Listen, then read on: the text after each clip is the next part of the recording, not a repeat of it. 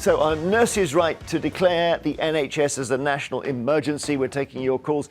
A nursing union has warned that hospital patients are dying in corridors and our once world-leading services are treating people in car parks and store cupboards. The Royal College of Nursing will declare it a national emergency at the start of their annual conference later today, which they say is the chance to raise the alarm. Do you think they're right, Mike? Well, I do think that the NHS is in a chronic state and has been for decades, and I've been calling for decades for a complete root and branch reform of the NHS because it's so badly run. But I do think there's a bit of cynicism here. It's the start of the nurses' conference, OK? And they suddenly say, oh, the NHS is in crisis. Oh, look, here's a trolley in a corridor. We've been seeing pictures like that for literally years and years, and I think they're just trying to cash in on the fact that it's their conference. You don't think so, Nelufar? Sorry, I just caught myself on one of your monitors, just aghast by what Mike is saying. Why? Didn't realise that Professor Nicola Ranger was running for Prime Minister. Didn't realise that she was part of a political party with an agenda here. Didn't realise she was campaigning. She's trying to highlight the role of nurses. She's trying to highlight the role of nurses. Might be trying to get publicity, That's really cynical, Mike, and you know it is. It's really why is it cynical? Can I explain something to you? Yeah.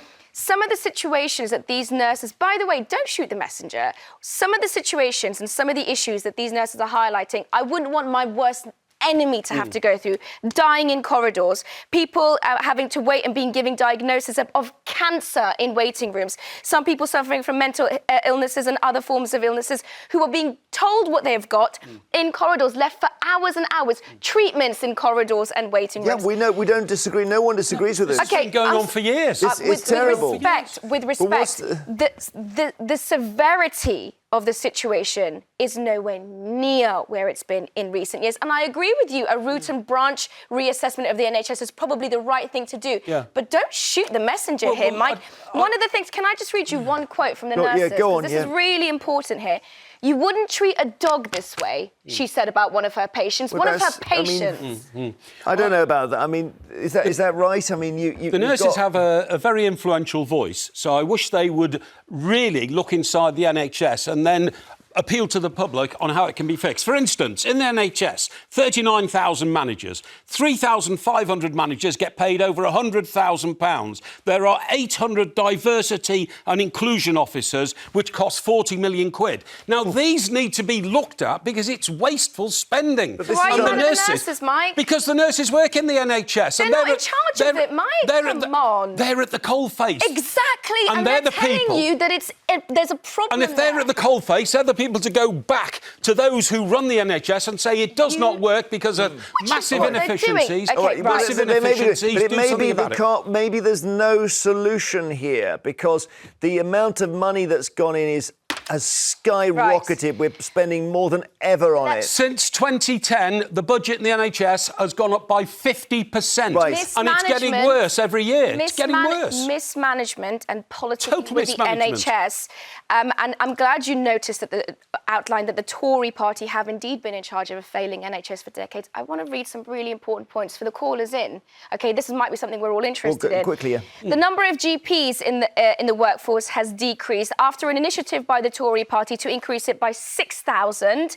They've only managed to do 2.5 or just thereabouts. You're going to blame this on the Conservatives, this whole thing? It's a management issue. The nurses are doing their jobs. It might be that as we get older, we get sicker. Certainly we do. And we get harder to help. Would you want your loved one to receive a cancer diagnosis in a packed corridor? No, of course not. But there's 65 million people in this country, and it may be we can't look after all of them. Exactly. The population's expanding, and the NHS is just throwing money at it, wasting more and more money, and it's a fiasco. What do? You start to say, look, we're not doing any cosmetic surgery anymore. We're not doing... I'd get rid of the managers. The managers are the problem inside the NHS. So you've got no payroll? You've got no one doing payroll? Hang on, you don't need 37,000 managers. Yes. 3,500 of them get paid over £100,000. Yes. We don't need people like that. We need more nurses. Oh, I agree with you wholeheartedly on that. I agree with you wholeheartedly. Yeah, maybe you're right. I don't know what managers do in the NHS. Sharon in Staffordshire, hi. Hello, good morning, Jeremy. Do you think? Good morning, Pat. I know you've got some NHS background, Sharon. Have you? Yes, I'm a retired nurse. I've been in the NHS for 50 years, and I've retired, and I've gone back to help. And I do agree with what Mike's saying. It's pointless plowing billions into the NHS because it's not going to work. No. It's It's just gone downhill. It's all a waste of money. We get people abusing the system. I've seen it for myself. They abuse the system completely. You get people that come from abroad just to come and get treatment in the NHS. Is that right? It's just a complete mess. And That- no matter how much money we plough into it, it will never work. It will never work. Well, that's. Just I mean, needs to be but privatised. so people coming from abroad just to get treatment. Yes, they come in from abroad, get treatment. The NHS say they're going to recoup the money, but they never do recoup the money. Well, I know they're supposed to have a You know, cash I register don't now. see- Yeah. I don't Okay. see why taxpayers should be paying for people to come abroad and get treatment in our NHS. It's completely wrong. Yeah. What Well, else, Sharon? Aside from that, I hear you and I'm understanding you. But what else did you see in your career as a nurse that was perhaps mismanaged? Was it Okay, just? then. I see patients abuse the system. I'm not going to go into detail, but they abuse the system because it's free and they don't realise. But aside give from an that, what example. else is Hang on a minute. This happening? is really interesting because I never heard the patients described as the problem before. What are they doing? Yes, Give an they do. example, Sharon, of what patients do. Okay, then they'll come in and they can go home and they don't want to go home because number one, they've been getting food free, everything free, so they don't want to go home even though they can go home. Right. They come up with all the excuses not to go home when they can go home.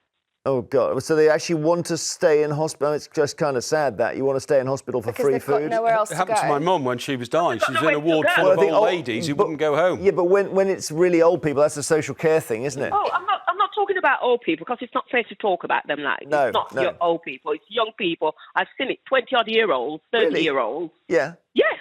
What? And Yes. just he says Yes. what? He's hurt his leg and he can't move or something. Yes. I've come across one that said that. Oh my Lord! The stories you could But tell, it's Sharon.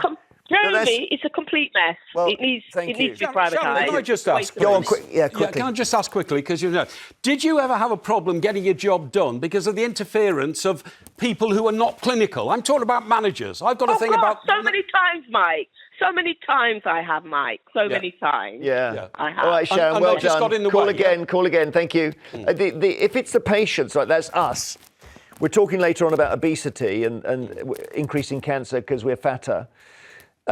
We've got a duty ourselves to stay fit, and we're getting more and more unhealthy. Yeah, and that's not helping. Well, I think what would help the NHS is if we remodelled the system so it's not just totally the taxpayer pays for it. We have some of our own responsibility with our own personal health insurance payments, like they do in Germany, like they do in America. Then you've got a stake in your own health care. Well- It's not just free and you can abuse yourself and walk into a hospital. I bet at the moment private health insurance is flying off the shelves. Yeah. You know, they almost went bust in the Blair era. Yes. Nobody needed it. Yes. So, David in the West Midlands, what do you think? What's going wrong with the NHS? Hello, everybody. Yeah, I think the nurses are right to declare an emergency, really. I mean, look, let me say this. The NHS is the most important thing that people have in this country, and it's always been free at the point of need. And if ever we was to lose our health service, the only people that would be able to afford healthcare would be the very rich, while everybody else would fall by the way. for sure, And for that sure. will the hell out of a lot of people. Yes, it does. But the thing is, we can't get the service we need from the NHS anymore. And to give you an example, dentistry. We know, don't we, that Nobody most gets a people dentist. haven't got an NHS dentist, and it doesn't matter what the parties promise, they won't ever again. No. So, David, it looks like the rest of the NHS is going the same way. No. So how do you save it? Well, I don't know. It's just a very scary thing, you know.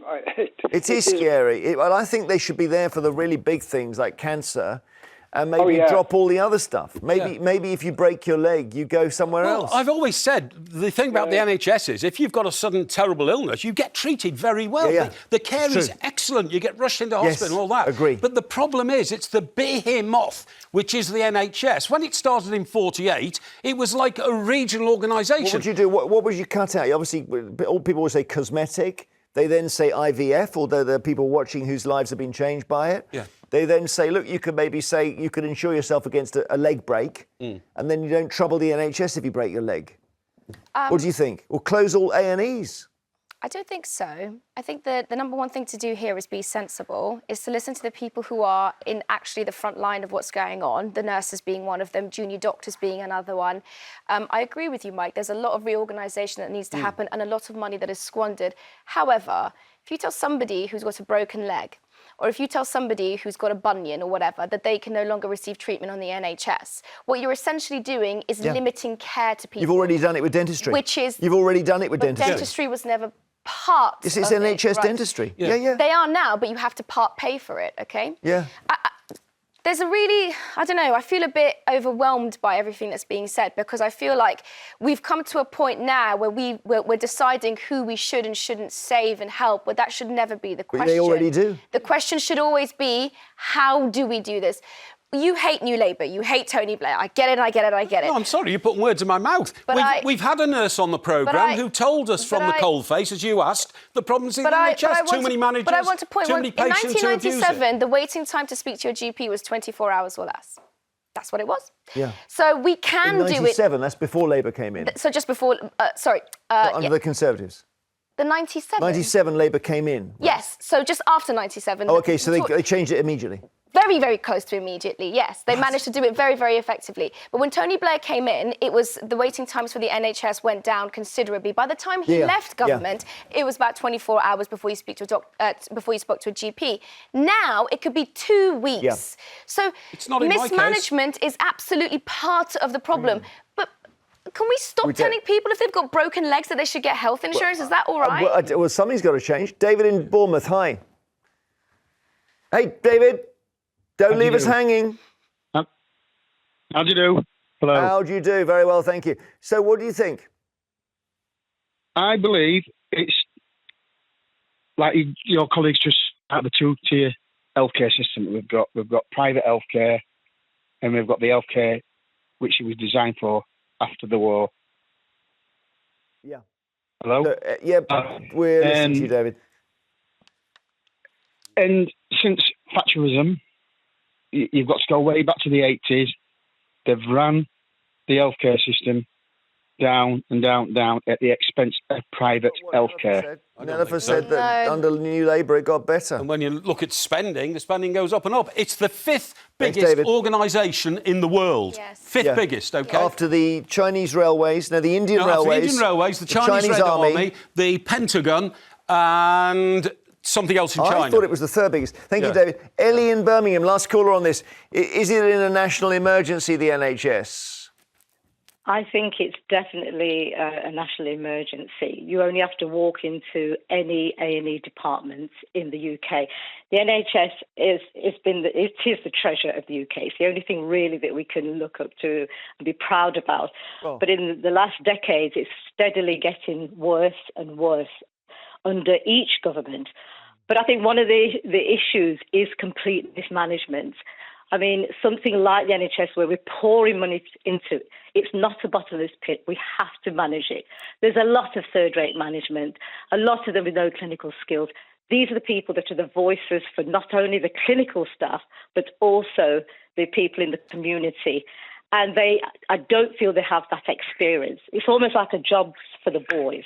Yeah, I don't know whether the person who to manage a ward should be a senior nurse, like a matron, or whether that person needs to be clinical and be on the floor, and you want to bring in a manager from university or something. There's nothing wrong with the manager, but the people who understand what's going on the floor has to have some sort of clinical basis. Otherwise, they have to be able to take instructions from somebody on the front line. It's so basic. We can't be learning this stuff now. The money part of it is. Go on, Ellie. Yeah, it is a basic thing, but we're pouring money into the wrong area.